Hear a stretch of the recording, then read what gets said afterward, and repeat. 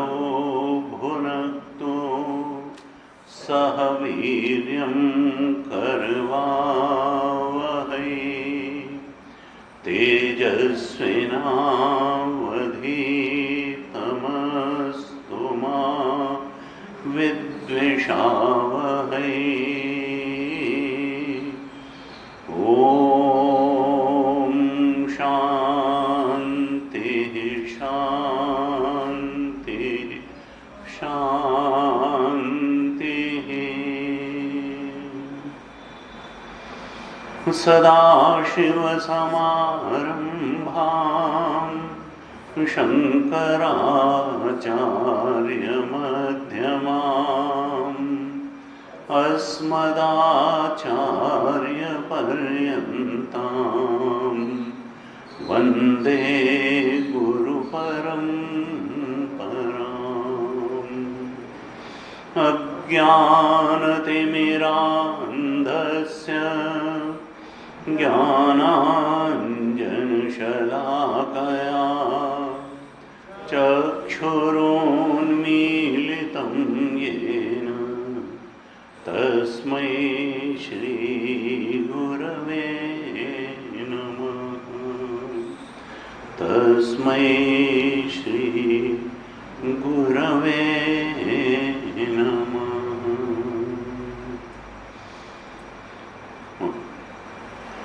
शांति मंत्र का पाठ करते हैं।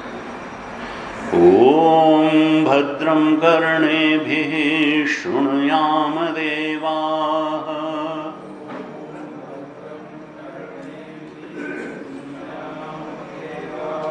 भद्रं पश्येमाक्षभिर्यजत्राः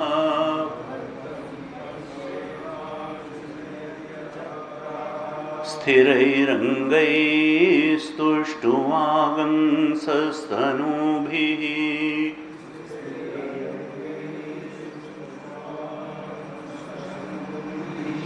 व्यशेम देवहितं यदायुः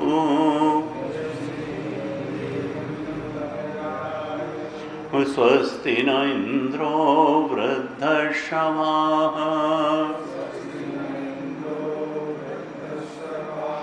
स्वस्ति नः पूषा विश्ववेदाः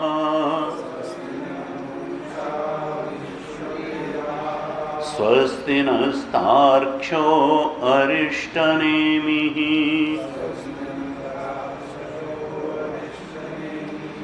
स्वस्ति नो बृहस्पतिर्दधातु ओम शांति शांति शांति।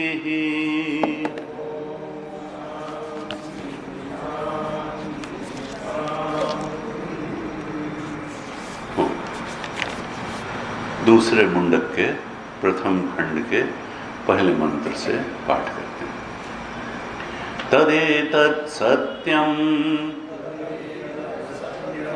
यथा सुदीप्तात् पावकात् विस्फुलिङ्गाः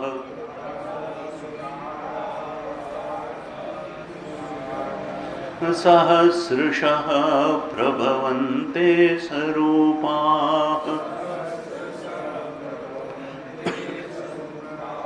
तथाक्षराद् विविधा सौम्यभावाः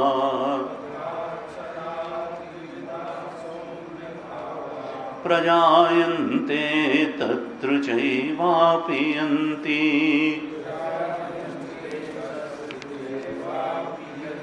दिव्यो ह्यमूर्तः पुरुषः सबाह्याभ्यन्तरो यजः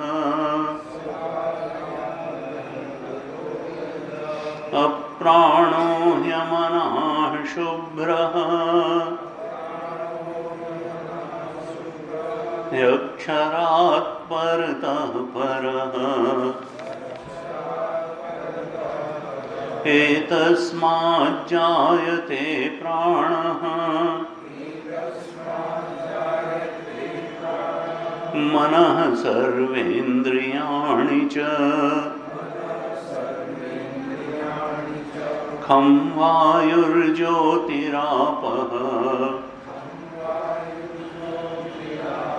पृथिवी विश्वस्य धारिणी अग्निर्मूर्धा चक्षुषी चन्द्रसूर्यौ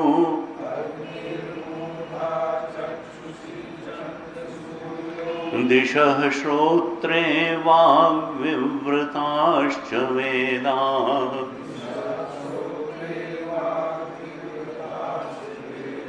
वायुः प्राणो हृदयं विश्वमस्य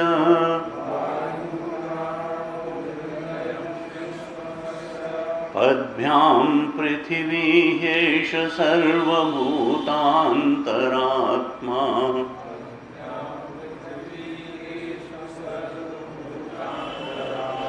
तस्मादग्निः समिधो यस्य सूर्यः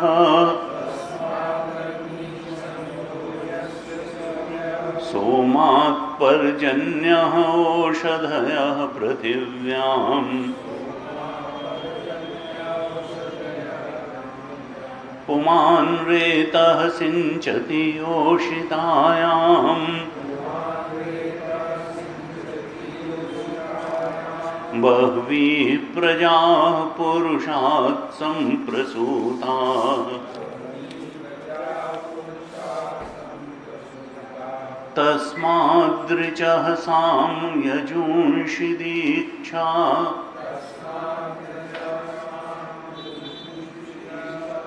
यज्ञाश्च सर्वे क्रतवो दक्षिणाश्च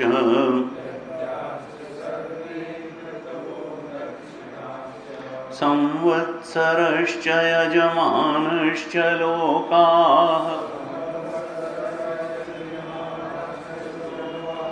सोमो यत्र पवते यत्र सूर्यः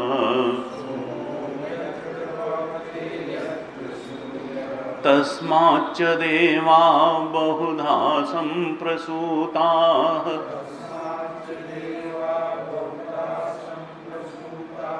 साध्या मनुष्याः पशवो वयांसि प्राणापानौ व्रीह्यवौ तपश्च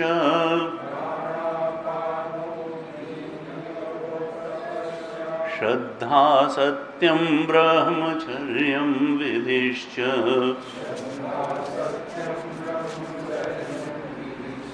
सप्त प्राणाः प्रभवन्ति तस्मात् सप्तार्चिषः समिधः सप्त होमाः सप्त इमे लोका येषु चरन्ति प्राणाः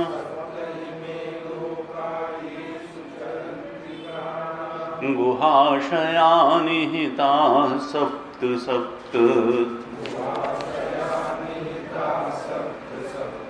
अतः समुद्रा गिरयश्च सर्वे अस्मात् स्यन्दन्ते सिन्धवः सर्वरूपाः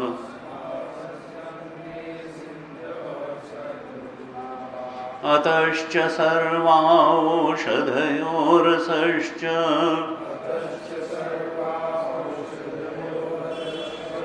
येनैष भूतैस्तिष्ठते ह्यन्तरात्मा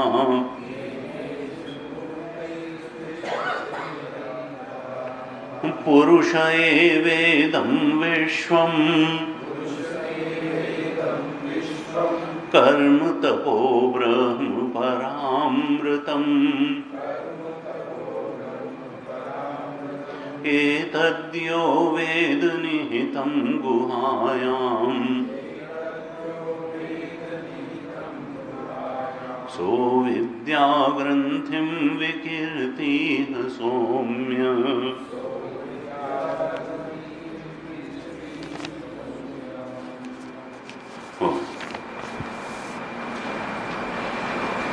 दूसरे मुंडक पर हम चर्चा कर रहे थे। पहले मुंडक पर हमने चर्चा की। श्रुति ने कहा तदेतत् सत्यम, वह ब्रह्म ही पारमार्थिक रूप से सत्य है। तदेतत् सत्यम, कर्म तो आपेक्षिक रूप से सत्य है।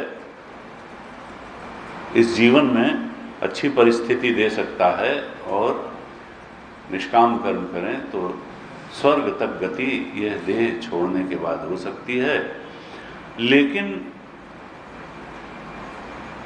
किसी शाश्वत स्थिति, परम सत्य की प्राप्ति, निःश्रेयस की प्राप्ति, मोक्ष की प्राप्ति कर्म से संभव नहीं है। उपासना द्वारा भी ब्रह्मलोक की प्राप्ति, इष्ट के लोक की प्राप्ति ही संभव है। सद्यो मुक्ति उपासना द्वारा भी संभव नहीं है। अगर अभी और यहीं मुक्ति चाहिए, सद्यो मुक्ति चाहिए, तो उसके लिए तो ज्ञान की शरण में जाना पड़ेगा। अपने आत्म स्वरूप को पहचानना पड़ेगा। और योग दर्शन तो कहता है कि बस अपने आत्मा को जान लो, ये सत्स्वरूप है और चेतन स्वरूप है, तो बात खत्म बस। लेकिन वेदांत कहता है नहीं, इतने से ही काम नहीं चलेगा। अगर अपने अंदर ही उस सत्य को जान लिया तो फिर बार बार प्रश्न उठता रहेगा कि जगत क्या है, जगत का सत्य क्या है। हमारा सत्य तो ये है, आप आंख नहीं मूंद सकते हैं जगत से। हमारा सत्य क्या है, ये जानने के बाद कि आत्म तत्व ही, सच्चिदानंद स्वरूप आत्मा ही हमारा सत्य है, हमको जगत के सत्य की खोज भी करनी ही पड़ेगी। वेदांत की भाषा में इसी को तत्पदार्थ का शोधन कहते हैं। और स्वयं का सत्य क्या है, इसको खोजने को त्वम पदार्थ का शोधन कहते हैं। तो अपना सत्य भी खोजना पड़ेगा, जगत का सत्य भी खोजना पड़ेगा, और फिर दोनों की एकता भी जाननी पड़ेगी। उपनिषद के महावाक्य यही बताते हैं। न केवल इस देह के अंदर बैठे हुए जीव के स्वरूप को बताते हैं, न जगत के अधिष्ठान के रूप में बैठे हुए परमात्मा के स्वरूप को बताते हैं, बल्कि दोनों के स्वरूप को भी बताते हैं। त्वम के स्वरूप को भी बताते हैं, तत् के स्वरूप को भी बताते हैं, और फिर दोनों की एकता का प्रतिपादन भी करते हैं। हम जानते हैं कि ऋषियों ने एक एक वेद से एक एक महावाक्य लिया। वैसे तो बहुत महावाक्य हैं उपनिषदों में, और उसमें प्रज्ञानम ब्रह्म, ये जो तुम्हारे अंदर ज्ञान स्वरूप चेतना बैठी हुई है, असल में यही ब्रह्म है। ब्रह्म का मतलब यह है कि यही पूरी सृष्टि में व्याप्त है। बृहत्वात् ब्रह्म, ब्रह्म का अर्थ है जिससे बड़ा कुछ भी नहीं है। बृहत्वात् ब्रह्म अर्थात ये जो चेतना हमें, प्रज्ञान, ये जो अपने अंदर अनुभव हो रहा है, ये कोई हमारे अंदर, हमारी बुद्धि में जुगनू की तरह चमकती हुई कोई चेतना नहीं है, ये तो ब्रह्म है। सारी सृष्टि इसी चेतना से व्याप्त है, और यही हमको अपनी यो वेद निहितम गुहायाम परमे व्योमन, अपनी बुद्धि गुहा में भी हमको वही चेतना, वही ज्योति अनुभव में आ रही है। प्रज्ञानम ब्रह्म, जो प्रज्ञान, जिस प्रज्ञा रूप चेतना को हम अपने अंदर अनुभव कर रहे हैं, बुद्धि गुहा में अनुभव कर रहे हैं, वो वही चमकता हुआ जुगनू नहीं है, वो तो सर्वव्यापक चेतना है, वही इस जगत का अधिष्ठान है, और उसको उसी रूप में जानना है। प्रज्ञानम ब्रह्म महावाक्य यही बताता है ऋग्वेद का। तत्वमसि भी यही बताता है कि जो तुम हो वही वो है, और दोनों एक। अहम ब्रह्मास्मि, अयम आत्मा ब्रह्म, यही बताता है। ये जो आत्मा है ये ब्रह्म ही है। अहम ब्रह्मास्मि, तुम जीव नहीं हो, तुम ब्रह्म हो।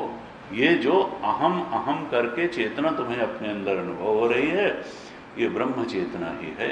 ईश्वर अंश जीव अविनाशी, चेतन अमल सहज सुख राशि। ये जो चेतना है ये ईश्वर अंश, और अंश वास्तव में अंशी से अलग कुछ नहीं होता है। एक गिलास जल में सब वही क्वालिटीज हैं जो जल समष्टि में। अंश का मतलब है कि ये वही है। तुलसी बाबा ने डिफाइन भी कर दिया, अविनाशी है ये। ईश्वर अंश जीव अविनाशी। अविनाशी का मतलब क्या है? जो सत्य है वही तो अविनाशी होता है। कल हमने परिभाषा देखी थी भाष्य में, भाष्यकार ने कहा था तदेतत् सत्यम। सत्य क्या है? यथाभूतम, जो जैसा है वैसा ही रहे, बदले ही नहीं। यथाभूतम तो वही सत्य है। विद्या विषयम, विद्या का विषय वही है, पराविद्या का विषय वही है जो सत्य है, और ये जैसा है वैसा ही रहता है, ये बदलता नहीं है। ईश्वर अंश जीव अविनाशी, ये अविनाशी है, सत्य है, चेतन है और अमल है। जब ये मलिन दिखता भी है, हमें लगता है कि सुख है, दुख है, काम है, क्रोध है, लोभ है, मद है, मत्सर है, तमाम विकारों से जब ये चेतना मलिन दिखती है तब भी ये मलिन होती नहीं है। अपने आत्म स्वरूप में तो ये अमल ही रहती है। ये बुद्धि ही मलिन होती है, ये मन ही सुखी दुखी होता है।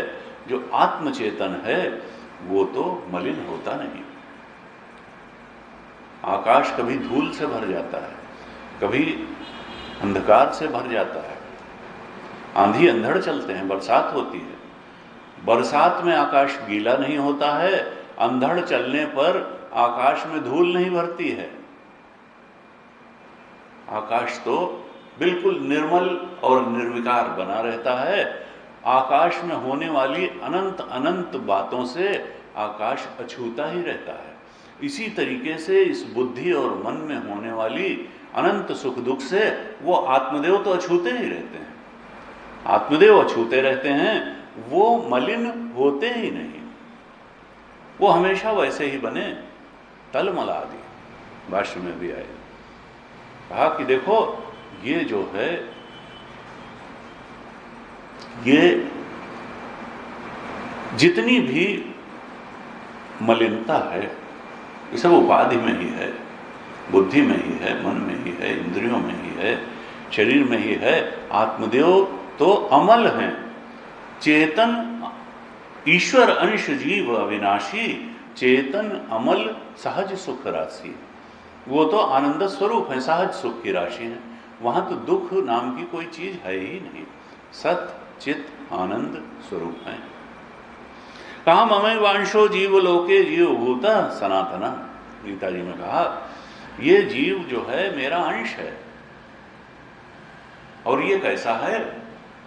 ये क्या मिथ्या है? कहा नहीं, जगत मिथ्या हो सकता है। कल हमने चर्चा की थी, पहले मंत्र में कहा तथा अक्षरात विविधा सौम्य भावा। ये जो जीव हैं ये तो अक्षर से उत्पन्न होते हैं, ये त्रिगुण से उत्पन्न नहीं होते, ये पंचभूत से उत्पन्न नहीं होते, ये तो अक्षर से उत्पन्न है। और अक्षर क्या है? अक्षर तो सनातन है। अक्षर कहाँ से क्षत हो रहा है, उसका क्षरण हो रहा है? तो कहा कि ममई वांशो जीव लोके जीव भूत सनातन। ये जीव जो है ये सनातन है, मिथ्या नहीं है जीव। बाकी सब मिथ्या है। पंचभूत से बना हुआ ये जो शरीर है ये तो आने जाने वाला है, ये मिथ्या है, ये प्रतीति है। हम इसको बड़े व्यावहारिक सत्य कहें, लेकिन असल में ये वास्तव में तो प्रातीतिक सत्य ही है। ये मन, अभी इस पर आगे के मंत्रों में और विचार होने वाला है कि किस प्रकार से जिसको हम व्यावहारिक सत्य भी कहते हैं वो भी असल में प्रातीतिक सत्ता ही है। तो ये, लेकिन जीव जो है वो तो सनातन का है। केवल अविद्या के कारण ये अपने स्वरूप को ठीक प्रकार न जानने के कारण अपने ब्रह्म स्वरूप को नहीं जानता, और तब अपने को बुद्धि आश्रित, मन आश्रित, इंद्रिय आश्रित, शरीर आश्रित चेतन जानता है, इसलिए अपने को परिच्छिन्न मान लेता है। लेकिन स्वरूपतः तो ये सनातन है, ये मिटने मिटने वाला नहीं है, ये तो ब्रह्म ही है। कहा ऐसा ये जीवभूतः सनातनः है। हम अगर विचार करें तो हम इसके शुद्ध स्वरूप को जान सकते हैं, पहचान सकते हैं, कहीं बाहर से लाना नहीं है, ये तो हमारा अपना स्वरूप है। कल हम दूसरे मंत्र पे हमने थोड़ी चर्चा की थी। कहा दिव्यो ह्यमूर्तः पुरुषः स बाह्याभ्यंतरो ह्यजः अप्राणो ह्यमनाः शुभ्रः ह्यक्षरात् परतः परः। अब यहाँ दूसरे मंत्र से और आगे का जो इस दूसरे मुंडक के प्रथम खंड का प्रकरण है, 10 मंत्र हैं, ये निरुपाधिक ब्रह्म का बोध कराने के लिए है। किसका किसका हमको प्रतिषेध करना है? नेति नेति, नेति नेति के माध्यम से पहले सत्य तक पहुंचा जाता है। श्रुति माता बताने वाली हैं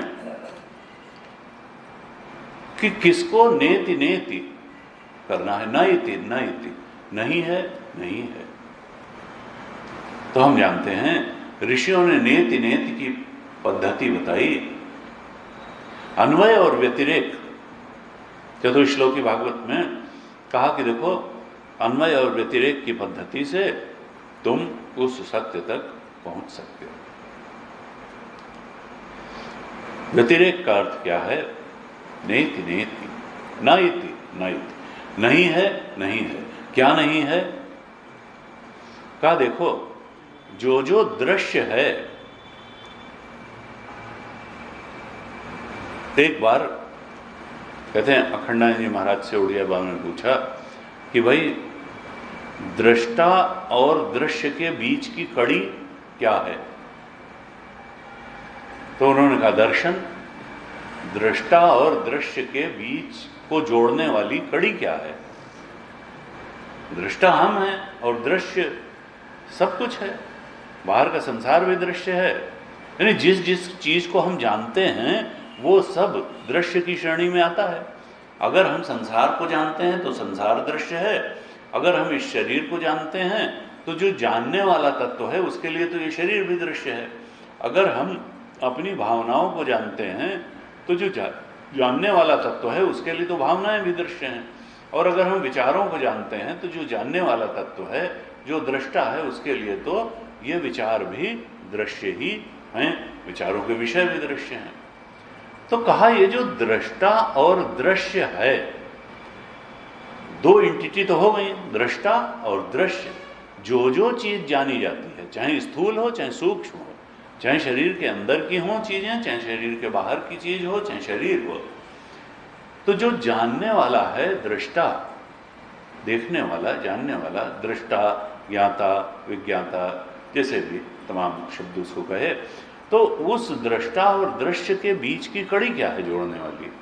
अखंडा जी महाराज ने कहा दर्शन। दर्शन द्वारा ही तो दृष्टा दृश्य को जानता है। जैसे कहते हैं एक भोक्ता है, फिर भोग्य वस्तुएं हैं, और फिर भोगने की क्रिया भी होगी। तो तीन त्रिपुटी से ही मिलकर के बात पूरी होती है। एक ज्ञेय है, एक ज्ञाता है, तो ज्ञान भी तो होना चाहिए तब जा करके। तो ज्ञाता और ज्ञेय के बीच में कड़ी क्या है? ज्ञान। भोग्य और भोक्ता के बीच में कड़ी क्या है? भोग। भोग और भोक्ता को जोड़ने वाली कड़ी भोग है। ज्ञेय और ज्ञाता को जोड़ने वाली कड़ी ज्ञान है। ऐसे ही अखंडा जी महाराज ने कहा कि दृश्य और दृष्टा को जोड़ने वाली कड़ी दर्शन है। दर्शन अगर नहीं होगा तो दृश्य हम जब सो जाते हैं डीप स्लीप में तो दृष्टा तो रहता ही है, दृश्य भी रहता है, लेकिन दर्शन नहीं होता। तो फिर दर्शन नहीं होगा तो फिर दृष्टा और दृश्य को जोड़ने वाली कड़ी रहेगी कैसे? उड़िया बाबा ने कहा गलत। उनका क्यों? उन्होंने कहा देखो, दृष्टा और दृश्य को जोड़ने वाली कड़ी जो है अविद्या है। दृष्टा और दृश्य के बीच में अविद्या है। क्यों? क्योंकि दृश्य की कोई वास्तविक स्थिति ही नहीं है। असल में तो दृष्टा ही दृष्टा है, दृश्य जैसी कोई चीज होती नहीं है। दृश्य अज्ञान के कारण ही दिखाई देता है, वो दृष्टा ही अज्ञान के कारण दृश्य के रूप में दिखाई देने लगता है। असल में दृश्य की दृढ़ करके कोई स्थिति ही नहीं होती है। तो दृष्टा और दृश्य के बीच में जो चीज है वो है अज्ञान। अविद्या के कारण ही दृश्य है। और वेदांत क्या कहता है? असल में वेदांत ये नहीं कहता है कि प्रतीति नहीं है। प्रतीति तो है। ऐसा नहीं है कि ज्ञानी को मरीचिका में जल नहीं दिखाई देगा। मरीचिका में जल, जो जानता है कि वहां जल नहीं है, दिखाई उसको भी देगा। तो वेदांत प्रतीति का निषेध नहीं करता। वेदांत प्रतीति में सत्ता के बोध का निषेध करता है। हम लोग अज्ञान दशा में समझते हैं कि प्रतीति में ठोस ठोस दृढ़ करके सत्ता है, सत्य है। हम लोग दृश्य को सत्य मान करके चलते हैं। वेदांत प्रतीति का निषेध नहीं करता कि तुमको ज्ञान होने के बाद जगत की प्रतीति नहीं होगी, कि तुमको जो है अपने शरीर की प्रतीति नहीं होगी। प्रतीति का निषेध वेदांत नहीं करता। वो केवल उसमें सत्ता की, ये आविद्यक प्रतीति है। ये तुम जो इसको सत्य बोध का परसेप्शन मान के बैठे हो, जो इसमें सत्ता का बोध करके बैठे हो, तो सत्ता वास्तव में इसकी है नहीं। सत्ता तो आत्मा की ही है, चेतना आत्मा में ही है और आनंद आत्मा में ही है। तो उड़िया बाबा ने कहा कि देखो, दृश्य और दृष्टा के बीच में जो कड़ी है, जो चीज बीच में खड़ी है, वो है अविद्या। अविद्या न हो तो दृष्टा जो है और दृश्य, उसको जोड़ने वाली कड़ी नहीं रहेगी। जो हमको अभी दुनिया ठोस ठोस लगती है वो अज्ञान के कारण ही लगती है। कहा इस अविद्या पर जब तक चोट नहीं होगी तब तक दृश्य का जो यथार्थ है, दृश्य की कलई खुलेगी नहीं। और जब तक खुलेगी नहीं तब तक दृश्य के पीछे भागते भागते फिर ये जीव परेशान रहेगा, सुखी और दुखी होता रहेगा, संसरण बना रहेगा, एक शरीर से दूसरे शरीर में जाता रहेगा, संस्कार भी बनते रहेंगे, भोग करके परिस्थितियों को सुखी और दुखी भी होता रहेगा। ये चक्र समाप्त नहीं होगा। इसलिए वो जो बीच की कड़ी है दृष्टा और दृश्य के, अज्ञान अविद्या, उसका नाश होना ही चाहिए। और ये कैसे होगा? जब हम आत्मदेव के सही स्वरूप को ठीक ठीक समझ लेंगे। क्योंकि अज्ञान बुद्धि में है, अज्ञान आत्मा में है नहीं। आत्मा तो ज्ञान स्वरूप है। आत्मा में अज्ञान को नहीं नष्ट करना है, बुद्धि में ही अज्ञान है, उसी को नष्ट करना है। ये अविद्या प्रत्यय बुद्धि में है, अज्ञान बुद्धि को है। और जब हम श्रुति के अनुसार श्रवण मनन और निदिध्यासन करते रहेंगे, श्रुति मतास तर्काह बार बार करेंगे, विचार की रगड़ बुद्धि पर श्रुति के अनुसार बार बार देंगे, तब वो अविद्या नष्ट हो जाएगी और वो आत्मदेव ही अपने सत्य स्वरूप का उद्घाटन हमारी बुद्धि में भी कर देंगे। तब कहा कि जागे जथा सपन भ्रम जाई। जैसे जागने के बाद स्वप्न की प्रतीति थी, ये बात कोई नहीं कहता कि स्वप्न हमने देखा नहीं। स्वप्न था, स्वप्न के सुख दुख भी थे, केवल ये कहता है कि जागने के बाद कि स्वप्न सत्य नहीं था और स्वप्न की कोई सत्ता नहीं थी। तो जागने के बाद सत्ता और सत्यत्व का निषेध केवल होता है, उसको देखा था उसकी प्रतीति का निषेध नहीं होता। इसी तरीके से आत्मदेव में जागरण के बाद प्रतीति का वेदांत कहता है निषेध नहीं होगा, प्रतीति तो होती भी रहेगी, केवल उसमें सत्यत्व के बोध का और सत्ता का निषेध होगा। सत्ता तो आत्मा की है, सत्य आत्मा है, बाकी प्रतीति है। वेदांत प्रतीति के निषेध की बात नहीं करता, प्रतीति में सत्ता के निषेध की बात करता है। मरीचिका में जल दिखाई भी दे रहा है अगर, तो दिखाई तो देता रहेगा, लेकिन यह भी मालूम रहेगा कि वहां जल है नहीं, उसके पीने से कोई प्यास बुझने वाली है नहीं, इसलिए व्यर्थ की भागदौड़ समाप्त हो जाएगी, चित्त में शांति हो जाएगी, आत्मरति हो जाएगी, आत्मतृप्ति हो जाएगी, आत्म संतुष्टि हो जाएगी और व्यर्थ की चीजों के पीछे भागदौड़ समाप्त हो जाएगी। लोक संग्रह के लिए ही फिर कर्म होगा। तो कहा ये है मूल जो है समस्या अज्ञान की है, अविद्या की है, और प्रतीति को प्रतीति न समझ पाना, प्रतीति को सत्य समझ लेना, ये अविद्या के ही कारण है। और वो जाएगी कैसे? अब जो दूसरे से लेकर के 10वें तक मंत्र उपनिषद में बताए जा रहे हैं, श्रुति बता रही हैं, इन मंत्रों पर ठीक तरह से हमको मेडिटेट करना है, विचार करना है, इन पर ध्यान करना है, इनके अर्थ पर ध्यान करना है कि वो आत्मदेव वास्तव में हैं कैसे। हमने कल भी कहा था, देखो ये शब्दानुविद्ध समाधि के लिए ये मंत्र हैं, शब्द से जुड़ी हुई समाधि, इन शब्दों पर ही मेडिटेट करना है, इनके अर्थ पर मेडिटेट करना है। जैसे जैसे ये शब्द अपना अर्थ हमारी बुद्धि में खोलते रहेंगे, हमारा अज्ञान का धीरे धीरे नाश होता रहेगा। गुरु जी इस बार आए थे तो कह रहे थे, देखो ये नहीं है कि एक दिन में अविद्या नष्ट हो जाएगी, ये असल में कोई अविद्या ग्रंथि कहा जाता है, लेकिन ये ग्रंथियों का समूह है, ये ग्रंथियों का समूह है। और धीरे धीरे जैसे जैसे हम ट्रू नॉलेज पे मेडिटेट करते हैं, श्रुतिमता स्तर का करते हैं, कुछ कुछ ग्रंथियां भंग होती जाती हैं, कुछ कुछ ग्रंथियों का भेदन होता चला जाता है।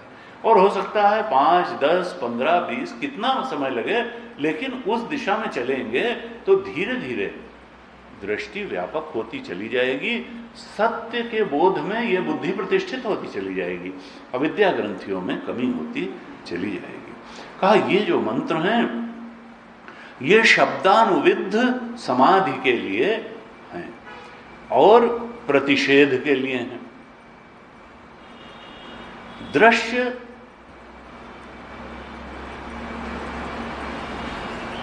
जहां जहां तक है, उपनिषद ने कहा नेति नेति नयति नयति, वहां वहां तक तुम साक्षी होते चले जाओ, क्योंकि एक वेदांत का सिद्धांत है यद दृश्यम तद जड़म तद मिथ्या।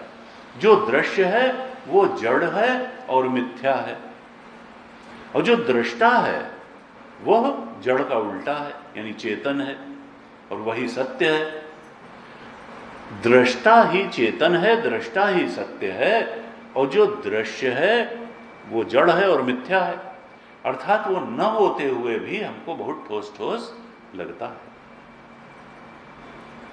तो कहा तुम ध्यान में बैठो तो नेति नेति नयति नयति, जो जो दृश्य कोटि में आ रहा है उससे थोड़ी दूरी बनाओ और अपने जो दृष्टा है उसी स्वरूप में स्थित होने का प्रयास करो, और दृश्य को कहो कि नयति नयति। देखो ये लग बहुत सत्य सत्य रहा है, लेकिन ये तो यथाभूतम नहीं है। सत्य की जो परिभाषा है त्रिकालेति तिष्ठति, यह कल हमने देखा, यथाभूतम, ये तो यथाभूतम रह ही नहीं जाता, ये तो सब बदलने और मिटने वाली चीजें हैं।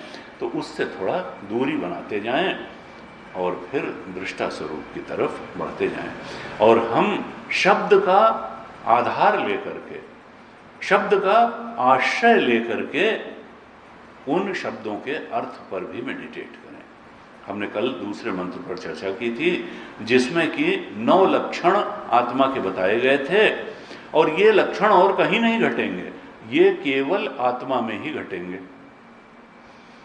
तो कहा कि इन लक्षणों का आधार लेकर के हमको इनके अर्थ पर मेडिटेट करना चाहिए, शब्दानुविद्ध समाधि में जाने का प्रयास करना चाहिए। पहले सबसे कहा था दिव्य। दिव्य का अर्थ क्या था? भाष्यकार ने भाष्य लिखा तो कहा यस्मात् दिव्यो द्योतनवान स्वयं ज्योतिष्ठत्वात्। दिव्य का अर्थ क्या है कि जो परमात्म तत्व है, जो हमारा आत्म तत्व है, वो स्वयं ज्योतिष्ठत्वात्, वो स्वयं ज्योति है, उसकी ज्योति उधार की ली हुई नहीं है। न तत्र सूर्यो भाति न चंद्र तारकम नेमा विद्युतो भांति कुतो यमः। देखो, और जो भी ज्योतियां हैं, चाहे नेत्र ज्योति हो, चाहे सूर्य ज्योति हो, चाहे चंद्र ज्योति हो, ये सब इनकी अपनी नहीं है।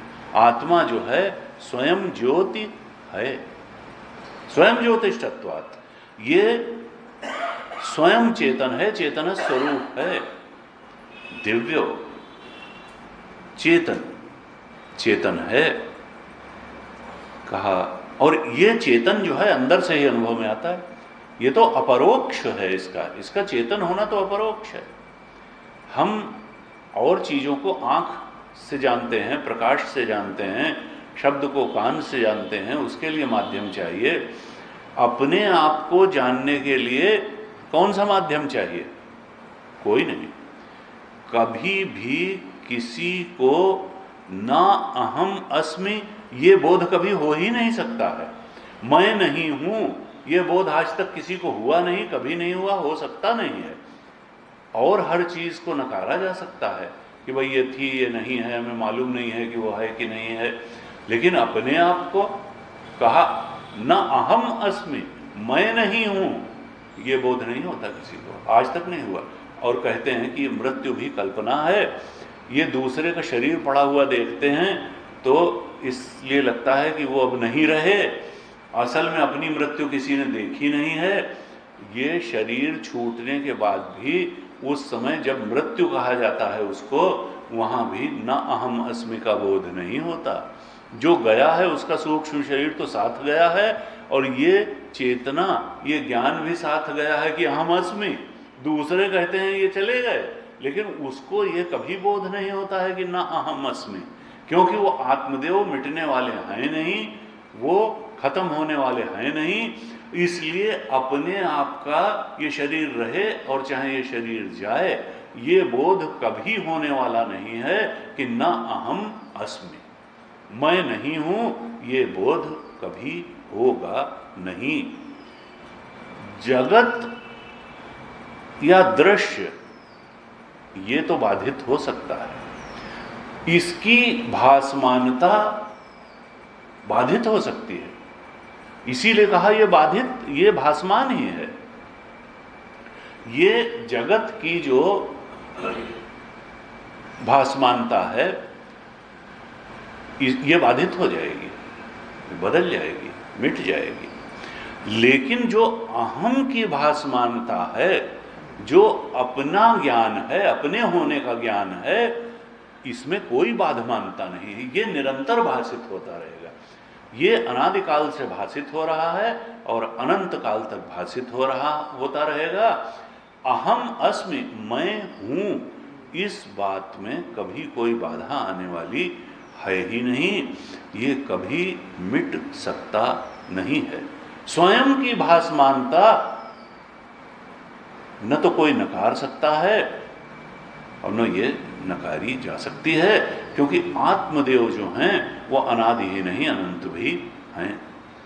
चेतना जो है वो और सब जगह बाधित होगी, लेकिन आत्मा में ये जो चेतना है ये अबाधित होकर के घटती है। आत्मा की चेतना के बाधित होने का कोई उपाय ही नहीं है। चेतना अबाधित है, आत्मदेव की चेतना अबाधित है, और ये अबाधित चेतना केवल आत्मा में ही घटती है। कहा ये क्या है? इसीलिए इसको कहा ये दिव्य चेतना है। बाकी सब चेतनाएं लौकिक चेतनाएं, लौकिक रूप से लग सकता है कि योगी, लेकिन चेतना तो आत्म रूप से ही वास्तव में जानी जाती है, और आत्मा की चेतना अबाधित चेतना है। कहा वो चेतना दिव्य चेतना है।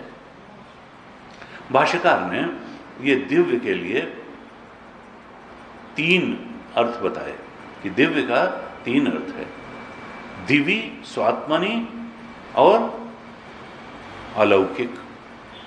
दिव्य के 3 अर्थ मुख्य रूप से जाने जाते हैं। दिवी, दिव्य का अर्थ है जो द्युलोक से संबंधित हो, चमकदार। द्युलोक कहते हैं भगवान का मस्तक जो है द्युलोक है, चमकदार लोक। तो दिव्य का मतलब द्युलोक एक कहा। फिर स्वात्मनि, दिव्य का मतलब आत्मा से भी लिया जाता है, अपनी आत्मा को भी दिव्य कहते हैं, आत्म रूप है दिव्य। और एक दिव्य कहते हैं भाई बड़े दिव्य पुरुष हैं, यानी अलौकिक, इनमें वो गुण हैं, वो हैं जो कि सामान्य रूप से नहीं पाए जाते हैं। तो जहां अलौकिकता दिखाई देती है उसको भी दिव्य कह देते हैं, भाई बड़ी दिव्यता है, ये दिव्य है, दिव्य चीज है, अलौकिक। लेकिन भाष्यकार ने कहा यहां पर दिव्य का अर्थ क्या है? यहां दिव्य का अर्थ स्वात्मनि से ही है। यहां पर न द्युलोक से अर्थ है न अलौकिक से अर्थ है, यहां पर तो आत्मदेव से ही दिव्य का अर्थ है। तो ऐसे ये दिव्य हैं। अक्षर का पहला लक्षण किया। अब यहां अक्षर के ही लक्षण, जिसको पहले मंत्र में अक्षर कहा था कि अक्षरात् भावाः प्रजायन्ते च एव अपयन्ति, जो अक्षर तत्व पहले मंत्र में बताया था, उसी अक्षर तत्व के अब लक्षण कर रहे हैं।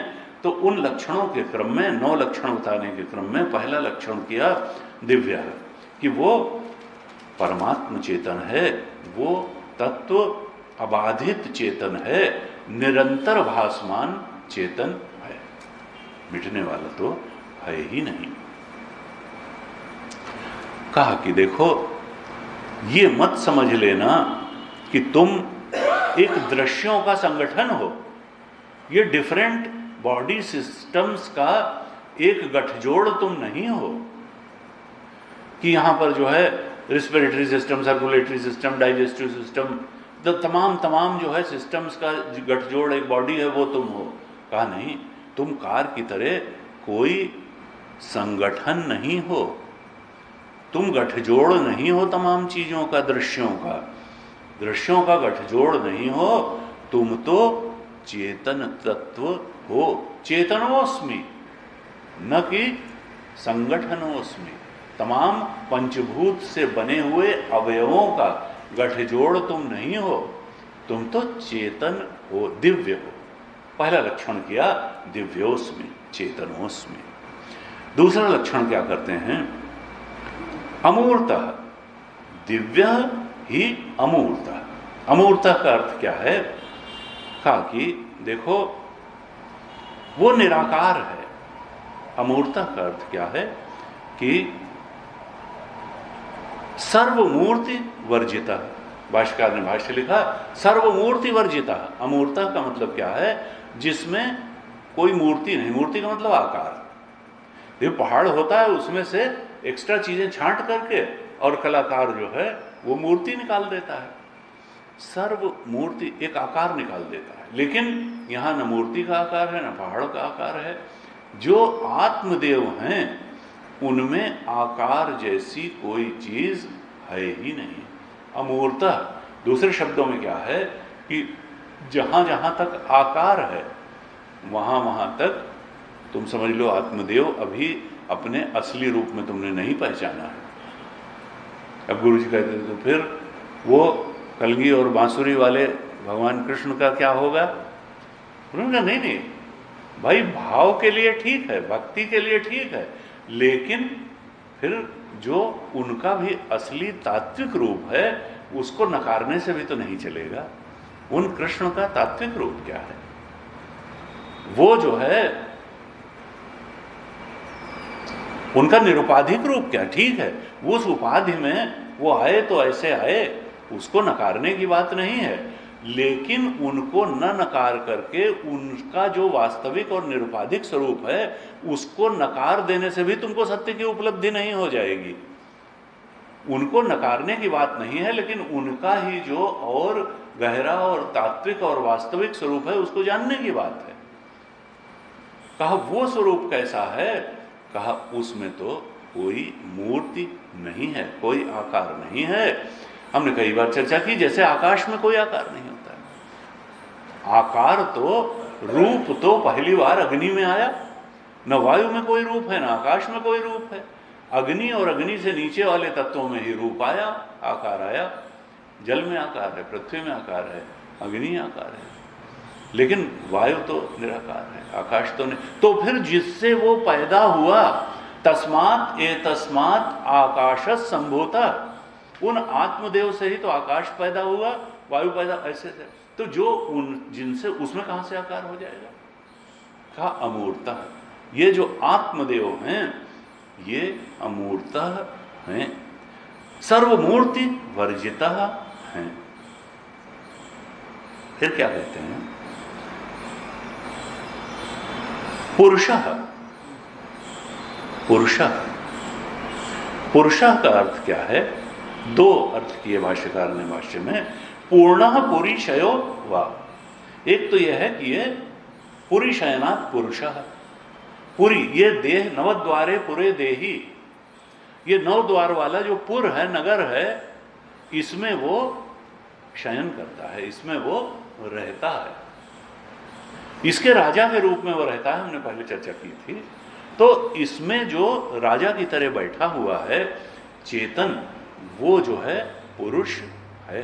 पुरीशयनात् पुरुषः, पुरीशयो, वो इसी के अंदर मिलेगा, इसी शरीर में, बुद्धि गुहा में वो चेतन के रूप में बैठे हैं। पुरीशयनात् पुरुष। और कहा पूर्णत्वात् पुरुषः। दूसरा क्या है? पुरुष का अर्थ पूर्णत्वात्, पूर्ण अर्थात वो सब कुछ में गया हुआ है, वो कण कण में भरा हुआ है, क्षण क्षण में भरा हुआ है, वो पूर्ण है। पूर्णत्वात् पुरुषः। कोई काल ऐसा नहीं है, कोई देश ऐसा नहीं है जहां पर कि वो गया हुआ न हो, वो भरपूर है, क्षण क्षण में भरपूर है और कण कण में भरपूर है।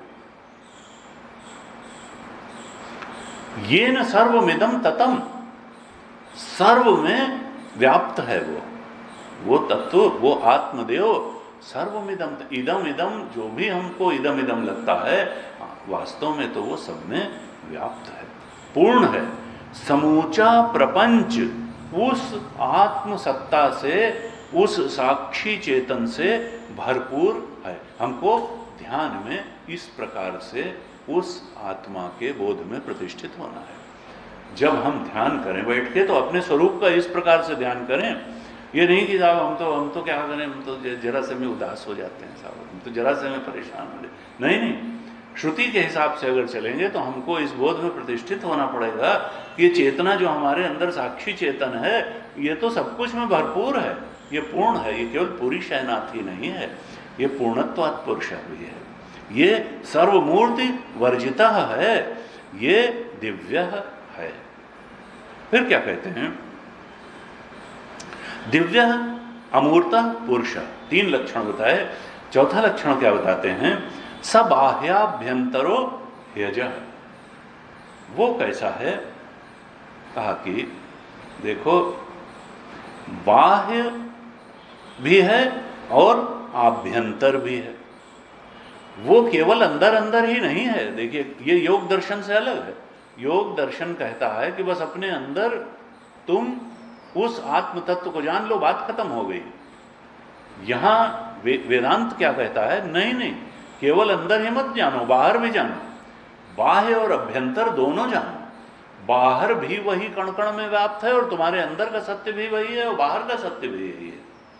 सबाह्याभ्यंतरः, वो जो चेतन पुरुष है, बाहर भी वही है और भीतर भी वही है।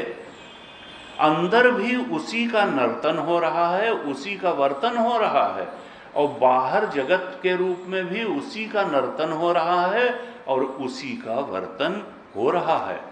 अंदर भी उसी चेतना का खेल चल रहा है और बाहर भी उसी चेतना का खेल चल रहा है।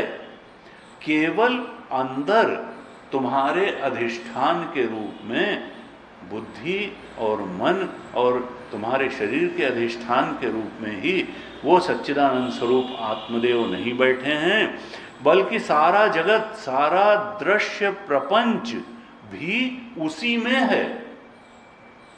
सारा दृश्य प्रपंच भी उसी में है और उसी से है। सारा दृश्य प्रपंच उसी में है और उसी से है। सब बाह्याभ्यंतरो, वो अंदर भी वही है और बाहर भी वही है।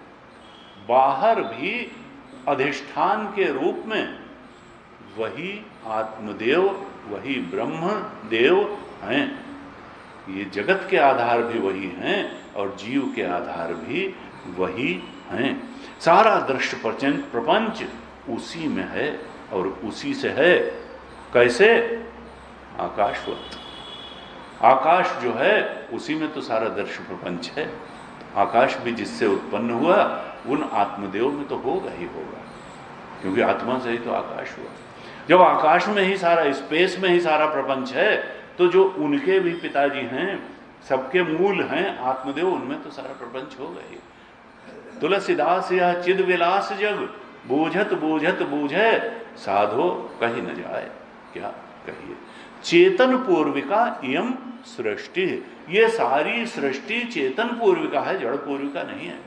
अध्यात्म और वेदांत इसको नहीं मानता है कि जड़ से चेतन का विकास नहीं। जड़ तो प्रतीति मात्र है, चेतन ही वास्तविक है। बाहर भी उसी का पसारा है, अंदर भी उसी का प्रसारा है। और अज्ञान के कारण क्या है कि हमको जड़ता की प्रतीति हो रही है। कहा देखो, जब आकाश में ही सब है तो फिर आकाश जिससे पैदा हो उसमें तो सब है ही। ये पूरी सृष्टि आत्मचेतन में ही,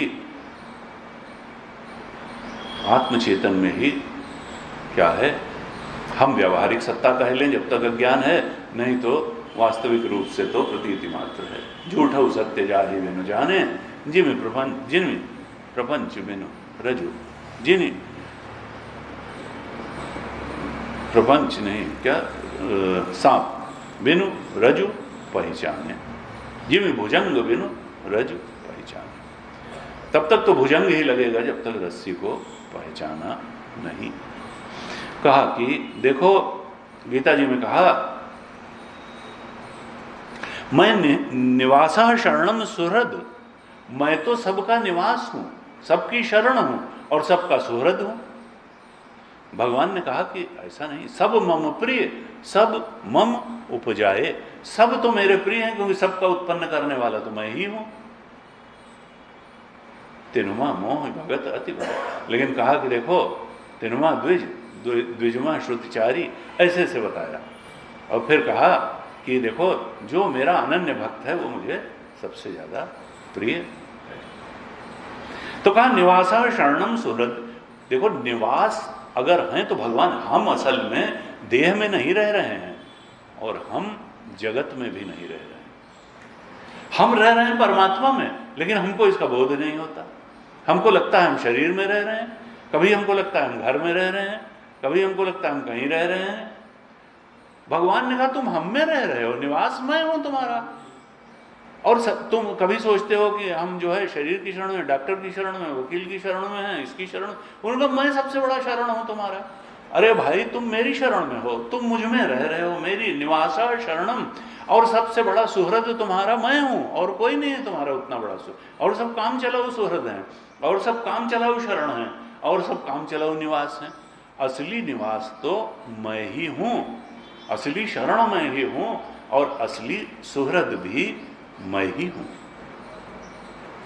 उपद्रष्टा अनुमंता च भर्ता भोक्ता महेश्वर। देखो, उपद्रष्टा, मैं ही दृष्टा बन करके तुम्हारे अंदर बैठा हुआ हूं। भगवान कृष्ण कहते हैं उपद्रष्टा अनुमंता च भर्ता भोक्ता महेश्वर। देखो, भरण पोषण करने वाले, इस पूरी सृष्टि का भरण पोषण मैं ही कर रहा हूं, बाकी लोग माध्यम हो सकते हैं। तुम पहचानो इस रूप में मुझे कि भर्ता मैं ही हूं, तुम्हारा भरण पोषण करने वाला मैं ही हूं। अंदर से तुमको जीवन मैंने दिया है, भरण पोषण भी मैं कर रहा हूं, तुम लीन भी मुझ में ही होगे। मेरे अलावा और कोई भरण पोषण करने वाला नहीं है, भर्ता मैं ही हूं। भर्ता भोक्ता महेश्वर। गुरु जी कहते थे, भाई ये जो है भगवान को पुरुष क्यों कहा? अब कुछ दिन बाद हो सकता है अगर जान लें स्त्री संगठन की यहां पुरुष कहा गया तो वो कहते हैं स्त्री भी कहो। शनि मंदिर जो है उसी में घुसने के लिए नहीं है, तो इसको जो है ये तुम लोग जो है वो चलते हो, पुरुष पुरुष स्त्री कहो। तो गुरु जी कहते थे, भाई पुरुष ही क्यों कहा? ये क्या स्त्रियों के साथ भेदभाव कोई है? तो उन्होंने कहा नहीं, ऐसा नहीं। इसमें जो है एक ध्वनि ये है, भर्ता भोक्ता महेश्वर, भरण पोषण, ट्रेडिशन। अब स्थितियां बदल गई, उसमें कोई पुरुष और स्त्री का भाव नहीं है। एक तो बता ही दिया पूर्णत्वात् पुरुष, पुरुषायनात् पुरुष, चाहे स्त्री के शरीर में चाहे पुरुष के शरीर में हो, वो तो जो पुरुषायनात् तो वही है, चेतन तो वही है, उसमें तो कोई, ये तो माइक उसमें जो है पंचभूत से बना हुआ जो शरीर है उसमें अंतर है मन बुद्धि में, तो आत्मदेव में तो कोई अंतर है नहीं। और कहा कि पूर्णत्वात् पुरुष, लेकिन कहा कि यहां एक अर्थ इसका यह होता है, इसलिए बार बार पुरुष कहते हैं, पुरुष सूक्त कहा कि जो हमारे यहां ट्रेडिशनल एक वेद निर्धारित जॉइंट फैमिली सिस्टम था या फैमिली सिस्टम था, तो उसमें जो एक भूमिका स्त्री और पुरुष की जो बताई गई थी कि भाई स्त्री जो है तो घर संभालेगी, संतान उत्पत्ति करेगी, और पुरुष जो है वो बाहर निकल करके धन कमाएगा और भर्ता की भूमिका निभाएगा। जो कहा ना, भर्ता भोक्ता महेश्वर। तो लौकिक धरातल पर पुरुष का ये कर्तव्य माना गया कि वो परिवार का, अपने पत्नी बच्चों का भरण पोषण करेगा। भर्ता की भूमिका पुरुष को दी गई। तो कहा इसलिए, और भर्ता इसीलिए जो भगवान ने कहा ना, भर्ता भोक्ता, तो असली भर्ता तो भगवान ही है। भर्ता भोक्ता महेश्वर, महान ईश्वर भी वही है। लेकिन चूंकि उसके प्रतिनिधि के रूप में फैमिली के संदर्भ में पुरुष की भूमिका कही गई कि उसकी जिम्मेदारी पूरी है अपने परिवार का भरण पोषण करना, तो लौकिक स्तर पर उसको भर्ता कहा गया। पुरुष की संज्ञा भर्ता देखा जाए तो वो अपने परिवार के लिए एक तरह से भगवान के प्रतिनिधि के रूप में काम करता है, ऐसा उसके लिए जिम्मेदारी दी गई शास्त्र। भर्ता भोक्ता महेश्वर कहा, ये जो है ये भर्ता, भगवान ने कहा देखो, उपद्रष्टानुमंता च भर्ता भोक्ता महेश्वर, मैं ही उपद्रष्टा दृष्टा बन करके तुम्हारे अंदर बैठा हूं, मैं ही भरता हूं, और असल में मैं ही जीव बन करके भोगता भी हूं। जीव का असली स्वरूप मैं ही हूं, जीव बन करके जो भोग रहा है वो भी मैं हूं। ज्ञाता विज्ञाता भोक्ता दृष्टा श्रोता मनता, उपनिषद में, अन्य उपनिषदों में कहा कि देखो जो मनन करने वाला है वो उसी का रूप है, जिसको ज्ञान हो रहा है ज्ञाता है वो उसी का रूप है, जो श्रोता है वो उसी का रूप है, जो विज्ञाता है वो उसी का रूप है, जो भोक्ता है वो उसी का रूप है। इस रूप में बैठा है। कहा उपद्रष्टा अनुमंता चा भर्ता भोक्ता महेश्वर, मैं ही भोक्ता रूप में हूं और महान ईश्वर भी मैं ही हूं। ये जो जीव तुम्हारे अंदर चेतन बैठा है ये कोई छोटी मोटी चीज नहीं है, ये महान ईश्वर है, महेश्वर है। ईश्वरों का भी, देवताओं का भी देवता है, ये महेश्वर है। तो कहा इस अपने चेतना को हमको दिव्य रूप में पहचानना है, अमूर्त रूप में इस पर ध्यान करना है, पुरुष रूप में पूर्णत्वात् रूप में इस पर ध्यान करना है, बाह्य और आभ्यंतर ये भरपूर है, इस रूप में शब्दानुविद्ध समाधि लगानी है, इस रूप में अपने चेतना का ध्यान करना है। ये उसके बाद में पांचवा लक्षण क्या बताते हैं, अजह। अजह भाष्यकार ने लिखा, अजो न जायते कुतश्चित स्वतः अन्यस्य जन्म निमित्तस्य च अभावात्। देखो, जिसके अलावा कुछ होगा ही नहीं तो उसका जन्म कहां से? जन्म तो माता पिता से होता है, किसी कारण से ही तो कार्य का जन्म होता है। अब जो अपना कारण स्वयं है, जिसके अलावा कुछ था ही नहीं, सद एव सौम्य इदम अग्रे आसीत एकमेवाद्वितीयम, जब इस सृष्टि के पहले केवल एक सत्य ही था और वो एक और अद्वितीय था, तो फिर उसका कारण क्या हो जाएगा? जब उसके अलावा कुछ था तो वो तो अपना कारण स्वयं है। यानी क्या है? और वो था भी, ऐसा भी नहीं, यानी वो अज है। वो बिना जन्म के ही जन्म लिया हुआ था, अजन्मा है लेकिन है, अज है। अब जब अज है, जन्म ही नहीं लिया उसने, तो आगे के जो षड विकार होते हैं, कहते हैं अस्ति जायते वर्धते विपरिणमते अपक्षीयते विनश्यति। ये जो षड विकार सारे जीवों की देहों से जुड़े हुए हैं, इनकी शुरुआत तो जन्म से ही होती है। जिसने जन्म लिया है फिर वो बढ़ता भी है, फिर वो विपरीत परिणाम को भी प्राप्त होता है, फिर वो अधेड़ भी होता है, फिर वो जरावस्था को भी प्राप्त होता है और फिर शरीर का नाश भी होता है। तो अस्थि जिसका हुआ, यानी जन्म जिसका हुआ, जायते हुआ, मां के गर्भ में आया तो अस्थि हुआ, फिर जन्म हुआ। जन्म ही नहीं हुआ तो वर्धते कहां से होगा, फिर विपरिणमते कहां से होगा, फिर अपक्षीयते कहां से होगा, और विनश्यति कहां से होगा। आगे के जो विकार हैं उनकी तो कोई बात ही नहीं रह गई। जब जन्म ही नहीं हुआ तो मृत्यु कहां से होगी, बुढ़ापा कहां से होगा, वर्धते कहां से होगा, अपक्षीयते कहां से होगा। तो कहा कि ये जो एक ही शब्द केवल षड विकारों में कह करके अजह, श्रुति ने मानो कह दिया कि वो षड विकार के परे है, अजह। उसका जो है कोई निमित्त है ही नहीं, वो तो अपना निमित्त स्वयं है, अपना कारण स्वयं है, वो किसी कारण से उत्पन्न नहीं हुआ है। उसका अभाव कभी था ही नहीं और उसका अभाव कभी होगा ही नहीं। प्राग अभाव है उसका, ऐसा नहीं था कि पहले कभी उसका अभाव था। वो प्राग भाव रहित है, वो अस्तित्ववान हमेशा था और हमेशा अस्तित्ववान रहेगा, और वो निरंतर अस्तित्ववान है और कूटस्थ है, हमारा ही आत्मा बनकर के बैठा है। सबसे गहरी चीज हमारे अस्तित्व में वही है। न शरीर उतना गहरा है, न इंद्रियां, हमने तो बहुत चर्चा की। सबसे गहरा, सबसे आभ्यंतर, अंतरतम में आत्मदेव ही बैठे हुए हैं। तो उनका कोई कारण नहीं है, वो अपने कारण स्वयं हैं।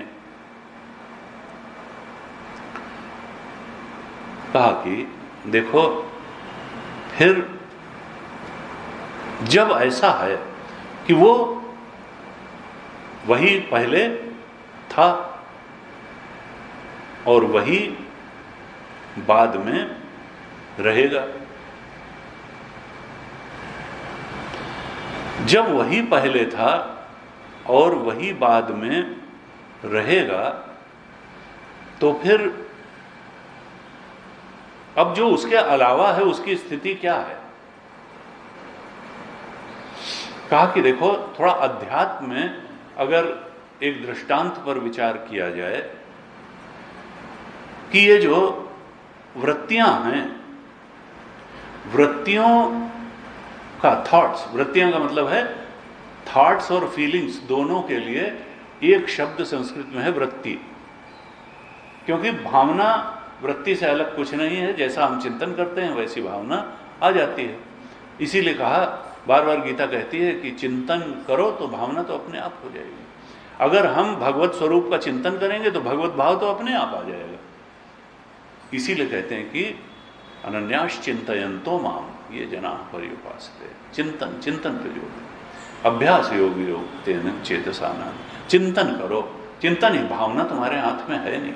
एकदम से कोई भावना अपने अंदर ले आना ये संभव नहीं होता है। हाँ, चिंतन किस विषय का करोगे ये तुम बिल्कुल तुम्हारे ऊपर है। तुम चाहे शत्रु का चिंतन करो, तुम चाहे मित्र का चिंतन करो, तुम चाहे आध्यात्म का चिंतन करो, तुम चाहे संसार का चिंतन करो, किस बात का चिंतन करोगे ये बिल्कुल तुम्हारे हाथ में है। और वैसी ही भावना हो जाएगी। इसलिए कहते हैं कि तुम भगवत चिंतन में रमो, तो भगवत भाव तो अपने आप आ जाएगा। ये शब्दानुविद्ध समाधि भी इसीलिए है। जब इस प्रकार से हम इन शब्दों का आधार लेकर के चिंतन करते हैं, हमारे यहाँ ध्यान का मतलब वृत्ति का निरोध नहीं बताया। वेदांत कहता है वृत्ति का उपयोग करो, बस भगवत विषय का वृत्ति हो, आत्म विषय का वृत्ति हो और विषय का परिवर्तन न हो, तब समझो तुम्हारा ध्यान हो गया। निधिध्यासन का अर्थ यही है, आत्म विषय का वृत्ति का लगातार प्रवाह होता रहे, यही तो निधिध्यासन है, यही निधिध्यासन है। और ये सबसे गहरा मार्ग है भगवत प्राप्ति का, आत्म स्थिति को प्राप्त करने का। निधिध्यासन, आत्माकार वृत्ति, आत्म विषय का वृत्ति, आत्म विषय का चिंतन, ये लगातार होता रहे। तो कहा देखो, जो वृत्तियां हैं, वृत्ति के प्रारंभ में क्या होता है? वृत्ति के प्रारंभ में तो केवल एक ज्ञान ही होता है, और ज्ञान किसका स्वरूप है? आत्मा का स्वरूप है। जब उस ज्ञान में एक विषय आ जाता है, तब वो सगर्भा हो जाती है वृत्ति। अब वो ज्ञान सगर्भा हो गया और वो वृत्ति बन गया। जब तक वो विषयहीन ज्ञान था, तब तक वो आत्मज्ञान ही था। जैसे ही उसमें कोई विषय आ गया, तो वो विषय मानो उस ज्ञान के गर्भ में आ गया। अब वो विषय प्लस चेतन इज इक्वल टू वृत्ति, ऐसा हो गया। जब तक केवल चेतन था, तब तक तो आत्मचेतन ही था। विषय आते ही वो बुद्धिवृत्ति बन गई, अब सीमित हो गया वो ज्ञान, उस विषय तक सीमित हो गया। अब वो वृत्ति ज्ञान हो गया। जब तक उसमें विषय कोई नहीं था, तब तक वो जो है केवल ज्ञान था। इसीलिए सुषुप्ति में आरा ब्रह्म गमयति, जब विषय नहीं रह जाते हैं, तब उस आत्मचेतन ही नहीं, आत्मसुख की भी प्राप्ति होती है। जब विषय, हम सोचते हैं विषय में बड़ा सुख और सब मिल जाएगा, बड़ा ज्ञान मिल जाएगा। वेदांत कहते हैं नहीं, विषय जब नहीं रह जाएंगे तो ज्ञान स्वरूप हो जाएगा, आनंद स्वरूप हो जाएगा। ये विषय से तुम बहुत कुछ पा नहीं पाते हो, भटकाते हैं विषय। जब वह चेतन विषय से जुड़ जाता है तो वृत्ति हो जाती है, वो अपने तल से गिर जाता है। सारे स्वप्न काल में और जागृत काल में यही चलता है। इसीलिए सुषुप्ति में आराम मिलता है, क्योंकि विषय से पिंड छूट जाता है। अब वह चेतन ही बचता है, और वो चेतन केवल चेतन ही नहीं है, वो सत और आनंद भी है। तो केवल वही, समाधि में भी यही होता है। समाधि में जब विषय नहीं रह जाते हैं, केवल चेतन ही बच जाता है, विषय समाप्त हो गए, तब आनंद भी, समाधि का आनंद भी मिल जाता है और उसके सत्य स्वरूप का बोध भी हो जाता है। कहा देखो, लेकिन अब वहां तक पहुंचने के लिए हम उस विषय को उदात्त बना लें, श्रुति के अनुसार बना लें। हम निधिध्यासन करें तो श्रुति ने जो लक्षण बताए हैं आत्मा के, उन लक्षणों को ध्यान रख करके उन लक्षणों के आसपास ही आत्मा के स्वरूप का चिंतन करें, तो भी ये उन लक्षणों से गर्भित हुई वृत्ति हमको वहां तक पहुंचाने में समर्थ हो जाएगी। क्यों? क्योंकि अंत में इन लक्षणों के आधार पर जब वृत्ति के द्वारा हम लगातार चिंतन करते रहेंगे, तो अंत में ये वृत्ति अपने ब्रह्म स्वरूप को पकड़ने का प्रयत्न करेगी। ब्रह्माकार वृत्ति उसी को कहते हैं। और वृत्ति तो ब्रह्म को पकड़ नहीं सकती, क्योंकि ब्रह्म इतनी बड़ी चीज है और वृत्ति तो छोटी चीज है। तब क्या होगा कि ये वृत्ति लीन हो जाएगी उसी ब्रह्म में, और वो ब्रह्म आगे आ जाएगा। यही वेदांत में ब्रह्म स्वरूप के बोध की प्रक्रिया बताई। श्रवण करो, मनन करो और निधिध्यासन करो। जब इन लक्षणों पर मेडिटेट करेंगे, मेडिटेट का अर्थ है लगातार चिंतन करेंगे, तब अंत में हमारी यही वृत्ति जो इन लक्षणों के आधार पर लगातार चिंतन कर रही होगी, वो उस आत्मा के ब्रह्म स्वरूप को पकड़ने का प्रयास करेगी, और पकड़ पाएगी नहीं तो ब्रह्म में लीन हो जाएगी सबको, क्योंकि वो तो माइक है। वृत्ति कोई बहुत दृढ़ करके चीज थोड़े है। फिर ब्रह्म सामने आने वाला। कहा कि देखो, दिव्यो ह्यमूर्तः पुरुषः स बाह्याभ्यंतरो ह्यजः। अज जो है वो किसी निमित्त से पैदा नहीं हुआ है, वो तो भेद का कारण क्या है? कहा इस सृष्टि में भेद का कारण विकार हैं। जैसे घट आदि भेद का कारण है आकाश में, आकाश स्वयं भेद का कारण नहीं है, ऐसे ही आत्मा स्वयं भेद का कारण नहीं है। जो विकार हैं, उपाधियां हैं, वही भेद का कारण है। घट और मठ आकाश में जैसे भेद का कारण है, आकाश में स्वयं भेद का कोई कारण नहीं है। इसी तरह से चेतन में अपने आप भेद का कोई कारण नहीं है। जो उपाधियां हैं, जो विकार हैं, वही भेद का कारण बनते हैं। वो तो चेतन तो बाह्य और अभ्यंतर होते हुए भी अज है। वो जो है वो फिर हम अपने को कहा जो प्राण वाला महसूस करते हैं, मन वाला महसूस करते हैं, वो क्यों महसूस करते हैं? भाष्यकार ने कहा देहादि उपाधि भेद दृष्टि नाम अविद्यावशात देह भेदेषु सब प्राण समना सेन्द्रिय सविषय इव प्रति अवभासते तल मलादि इव आकाशम तथापि तु। कहा जैसे आकाश में मलिनता भासित होने लगती है, इसी प्रकार से ये देह आदि की उपाधि होने के कारण उन आत्मदेव में भेद दृष्टि भासित होती है। देह आदि की उपाधि के कारण आत्मदेव में भेद दृष्टि भासित होती है। क्यों? अविद्यावशात। अविद्या के कारण देह आदि उपाधियों से चेतन पृथक पृथक बटा हुआ भेद वाला मालूम होता है। वास्तव में चेतन का स्वरूप क्या है? वो बाह्य और अभ्यंतर है और अज है।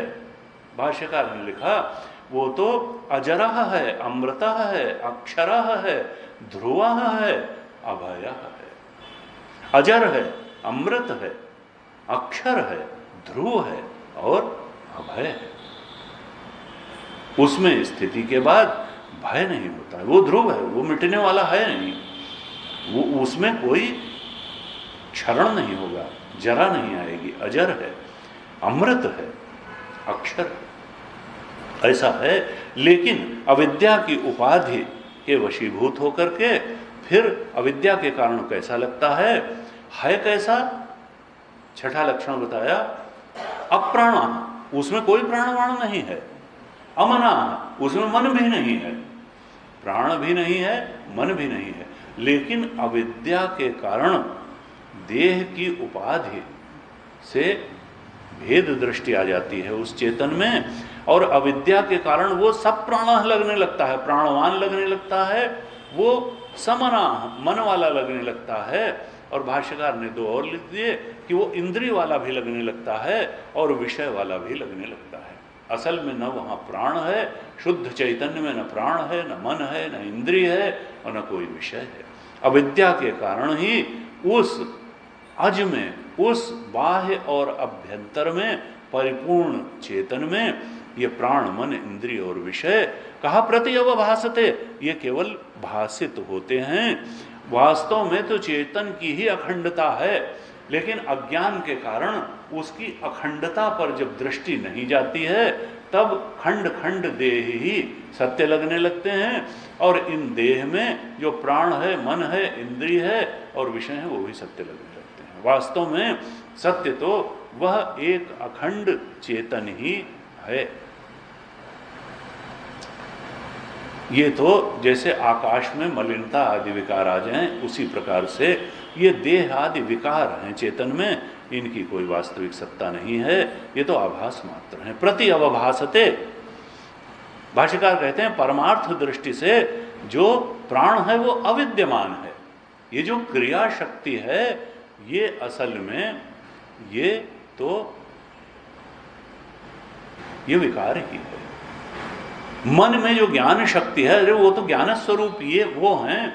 ये क्रिया प्राण शक्ति जो हमें अंदर अनुभव में आती है, या मन में ज्ञान शक्ति अनुभव में आती है, प्राण में क्रिया शक्ति आती है, ये सब भासित होती है। वास्तव में जो आत्मदेव हैं वो अप्राणाह हैं और अमनाह हैं। ये जो संकल्प और विकल्प वाला मन है ये अविद्यमान होते हुए भी भासमान हो रहा है, संकल्प और विकल्प के रूप में भासमान हो रहा है। भाष्यकार ने लिखा कि एक दूसरी श्रुति है जो कहती है ध्यायति ध्यायत इव लेलायति इव। अगर इस मन में ध्यान लगता है तो वो भी आभास ही है, और चंचलता है तो वो भी आभास ही है। असल में चेतना के अलावा तो कुछ है नहीं। ये ध्यान भी एक आभास है और चंचलता भी एक आभास है। ध्यायति इव लेलायति इव, लेलायति मतलब चंचल।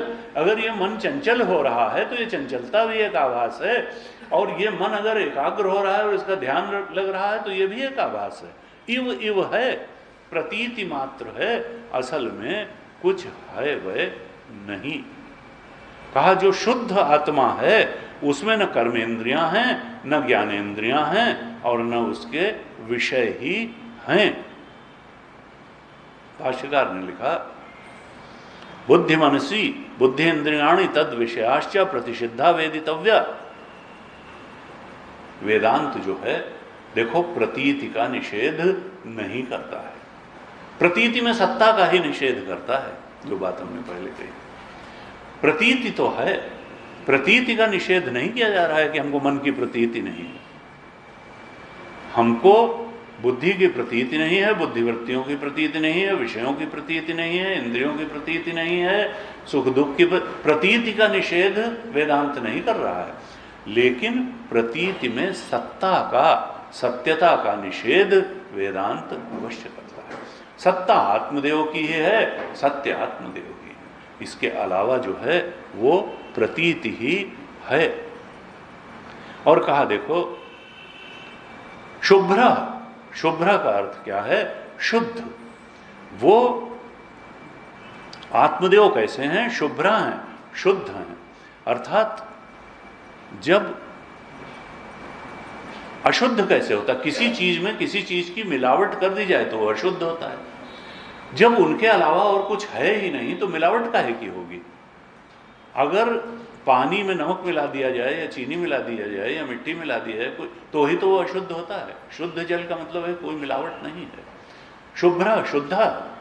तो आत्मदेव के अलावा जब सब प्रतीति मात्र ही है, आकाश में ही कोई मिलावट नहीं की जा सकती है, तो वो हमेशा शुद्ध है आकाश, तो फिर आत्मदेव तो हमेशा शुद्ध हैं ही, उनमें काहे चीज की मिलावट हो जाएगी? कहा वो शुद्ध हैं। इस रूप में हमें उनको, उन पर ध्यान करना है कि वो कभी मलिन हुए ही नहीं, वो तो शुद्ध हैं, हमेशा शुद्ध हैं, शुभ्र हैं, शुभ्र। और कहा यक्षरात परतः परः। हमने इस पर कल भी थोड़ी चर्चा की थी, जो नवा लक्षण अंत में बताया कि वो अक्षर के भी परे हैं। यहाँ अक्षर का अर्थ क्या है? हमने कल चर्चा की थी कि यहाँ प्रकृति को अक्षर शब्द से कहा गया, और उस प्रकृति के भी परे जो है वो वास्तविक अक्षर है, वो दिव्य शुद्ध चेतन है, जिसके बारे में दिव्य है मूर्त पुरुष सब आह्याभ्यंतरो है जा अप्राणो है मना शुभ्र, ये सब 8 लक्षण बताए गए। वो जो अक्षर है वो प्रकृति को इसलिए अक्षर कहा गया क्योंकि ये जीव सब अपने प्रलय काल में अपने नाम रूप को लीन करके बीज रूप में उसी प्रकृति में जाकर के सो जाते हैं और वहीं से निकल करके आते हैं। तो एक प्रकार से आपेक्षिक रूप से उसको अक्षर का नाम दिया गया, लेकिन वास्तविक अक्षर तत्व तो आत्मदेव ही हैं। तो उस प्रकृति से, प्रकृति अपने विकारों की दृष्टि से अक्षर है, यानी नाम रूप उसमें जाएंगे, पंचभूत उसमें जाएंगे, महातत्व भी लीन होगा, अहंकार भी लीन होगा, और प्रकृति में लीन होकर के सब पड़े रहेंगे प्रलय काल में फिर वहां से। तो एक तरह से सबकी उत्पत्ति का स्रोत होने के कारण प्रकृति को, और रहने के कारण प्रकृति को भी अक्षर कहा। लेकिन ब्रह्माशय माया, वो प्रकृति, वो माया भी अपनी ताकत के लिए ब्रह्म पर ही आश्रित है, शुद्ध चेतन पर ही आश्रित है। तो वो जो अक्षर है, कहा वो उस प्रकृति रूप अक्षर के भी परे है। ह्यक्षरात् अक्षरात् परतः परा, वो प्रकृति रूप अक्षर के भी परे है। सब कुछ के परे जो है वो आत्मदेव हैं, वही ब्रह्म है, वही हमारा अपना आपा है, वही हमारा स्वरूप है। उसी की तरफ बढ़ना है। मनुष्य जीवन का वही चरम और परम ध्येय है। श्रुति भी यही कहती है, गीता जी भी यही कहते हैं, हमारे शास्त्र यही कहते हैं कि बस उस बोध में प्रतिष्ठित हो जाओ। और उसका तरीका निधिध्यासन है। इन लक्षणों के माध्यम से निधिध्यासन करना, मेडिटेट करना। आज यहीं तक रखते हैं। ओम पूर्णमदः पूर्णमिदं पूर्णात् पूर्णमुदच्यते पूर्णस्य पूर्णमादाय पूर्णमेवावशिष्यते। ओम शांति शांति शांति। हरि ओम। श्री गुरुभ्यो नमः। हरि ओम।